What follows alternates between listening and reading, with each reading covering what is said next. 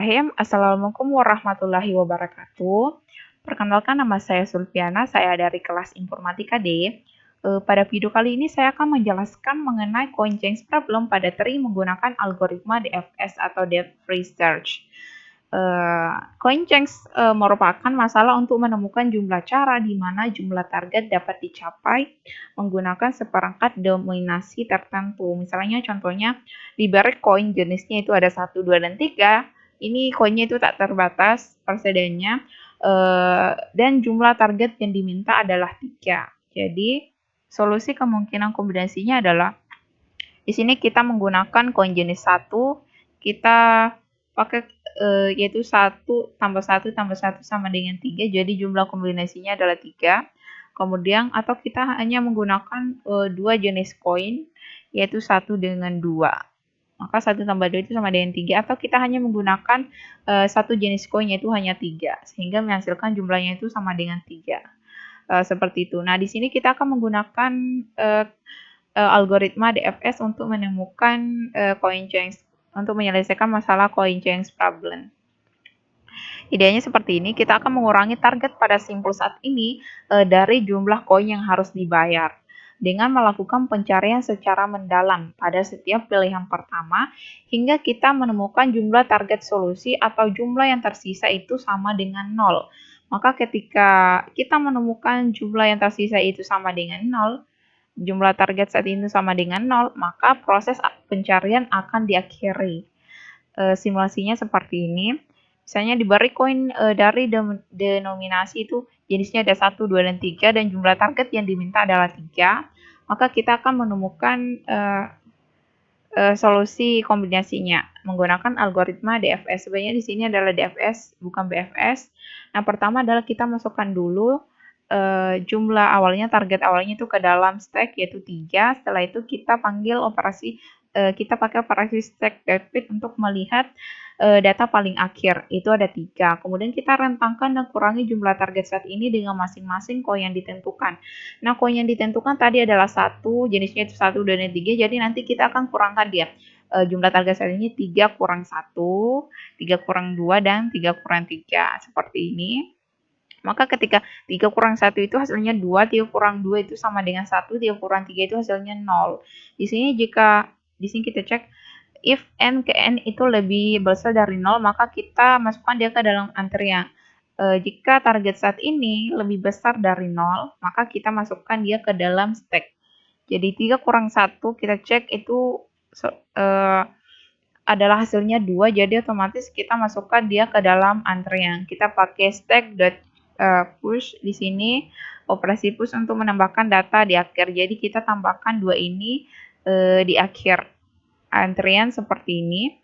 Lanjut, sekarang kita lakukan operasi lagi stack.pick. Kita melihat elemen data paling akhir, yaitu ada 2, sama seperti 3 tadi. Kita rentangkan dan kurangi jumlah target saat ini dengan masing-masing koin yang ditentukan.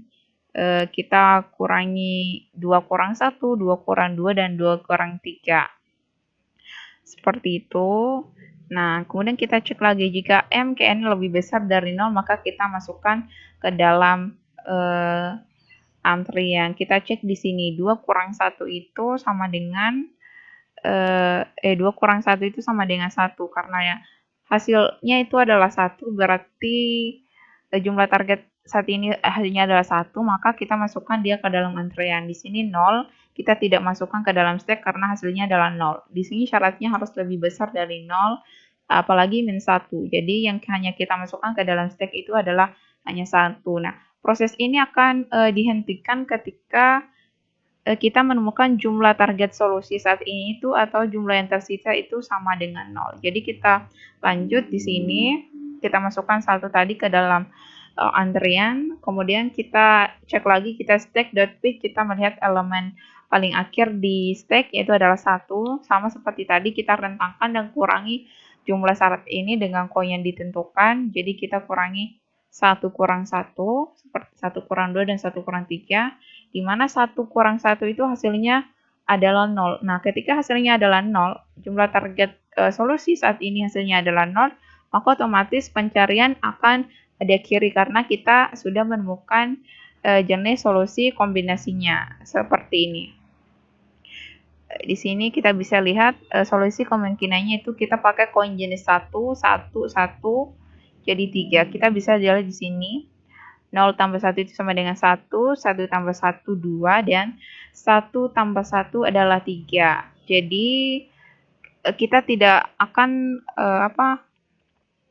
mencari solusi kemungkinan lainnya karena di sini kita menggunakan algoritma DFS, di mana kalau algoritma DFS ketika kita menemukan salah satu jenis kombinasinya, maka kita akan langsung menghentikan proses pencariannya tanpa melihat lebih banyak lagi solusi kemungkinan selanjutnya. Saya kira seperti itu. Lanjut di sini kita akan praktekkan ke dalam listing. Jadi kita buka NetBeans. Apakah benar bahwa solusi kombinasi menemu yang didapat adalah 3 dengan kita pakai jenis coinnya itu adalah 1, 1, 1. Jadi kita buka NetBeans dulu. Oke, nah di sini saya sudah buat projectnya yaitu CoinChange. Kemudian di sini ada satu kelas yaitu kelas untuk stack generiknya. Lanjut kita buat di sini kelas baru, new Java class. Misalnya namanya adalah main. Kemudian kita hapus ini. Di sini kita buat yang pertama adalah misalnya tipenya adalah generic, yaitu tipe dari generic, kelas generic stack. Kemudian di sini integer, misalnya nama objeknya adalah charset, kita kasih dia keyword new. Ini dia merupakan, kita kasih ini generic. Oh, nggak bisa nih. Ini merupakan new generic stack, yang berarti bahwa objek charset ini merupakan instansiasi baru dari kelas generic stack. Seperti itu. Lanjut kita buat 2, copy saja. Kita buat di sini satu adalah change set. Lanjut, kemudian kita buat variabel integer min. Kemudian kita buat meta konstruktor. Modifiernya tipenya adalah public, di mana kalau meta konstruktor itu nama metodenya itu harus sama dengan nama kelasnya, berarti sini otomatis adalah main. Seperti ini. Kemudian kita ubah tadi char setnya itu sama dengan new generic stack. Oke, seperti ini. Sama juga dengan change set. Lanjut, kemudian kita isi tadi variabel min itu sama dengan max value dari integer. Jadi kita set di sini integer dot max value. Lanjut kita buat di sini method public integer CoinChange.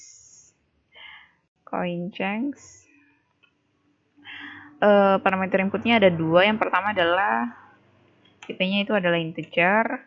Misalnya namanya adalah coin. Yang kedua adalah integer target. Jumlah target yang diberikan. Lanjut kita set di sini, kita return CoinChange. Oke, mula-mula kita kasih awal nilainya 0. Oke, seperti ini. Lanjut kita buat lagi di sini modifiernya itu tipenya adalah private integer CoinChange sama di atas. Lanjut kita buat di sini parameter inputnya ada beberapa. Yang pertama adalah integer index coin, lanjut integer coin, kemudian targetnya, kemudian integer counter.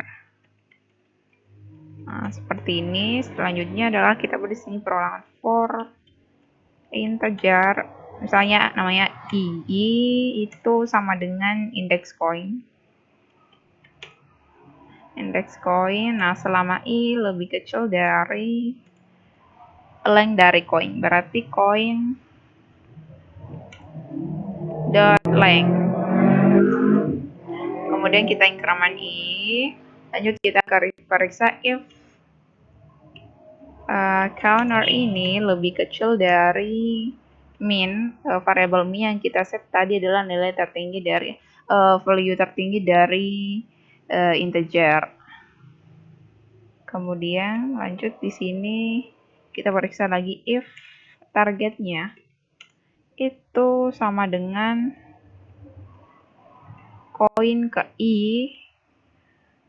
maka kita set di sini counternya itu tambah sama dengan 1 dan kita masukkan dia ke dalam stack car set.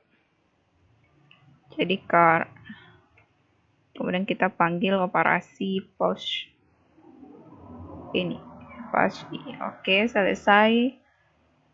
Lanjut kita cek lagi di sini if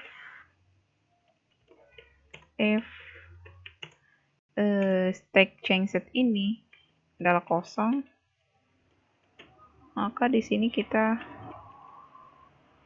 dot add all.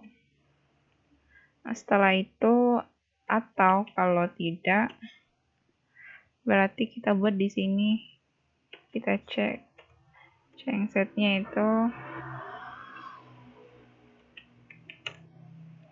sama dengan new ke generic stack.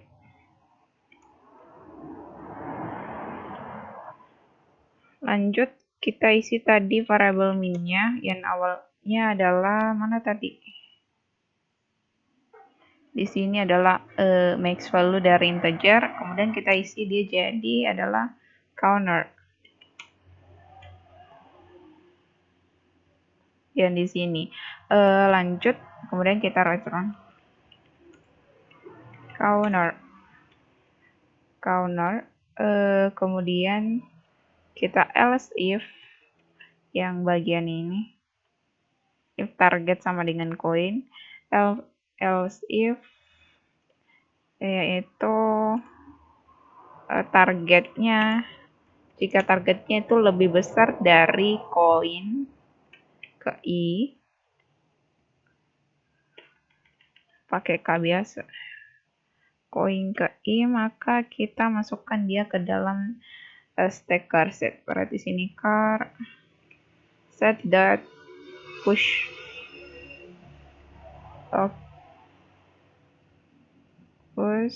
koin ke i.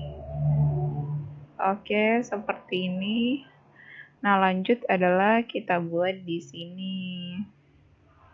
Kemudian kita set tadi sama seperti atas, counternya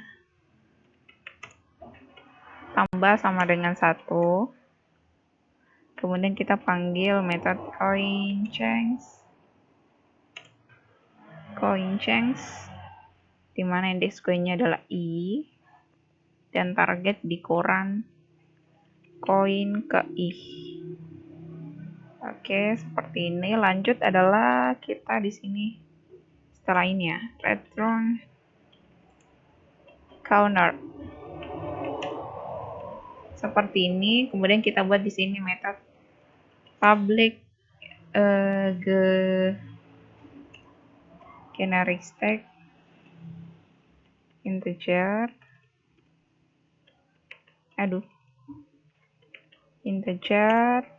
Misalnya namanya adalah get change. Isinya adalah kita return change set. Oke, kemudian di sini kita buat method main-nya public static void main tab. Oke, langsung di sini misalnya kita buat variabel integer untuk koinnya. Koin sama dengan misalnya jenis koinnya itu ada 1, ada 2, ada 3. Kemudian kita buat objek baru dari kelas main-nya, berarti di sini tipenya adalah main, misalnya nama objeknya adalah CB. Kita set dia sama dengan new main. Oke, seperti ini. Main kan? Oh iya. Lanjut kita sort di sini. Sort tab solusi kombinasi minimum. Minimumnya ada berapa? Kita nggak usah baris baru, kemudian kita sort. Kita pakai tadi objek barunya CB, kemudian kita panggil operasi coin change. Kita masukkan koin ini di sini, kemudian misalnya targetnya adalah 3. Langsung kita run file.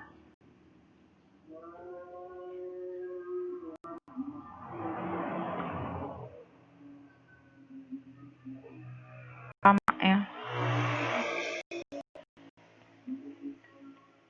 Nah, di sini kita bisa lihat solusi kombinasi minimumnya ada 3 sama dengan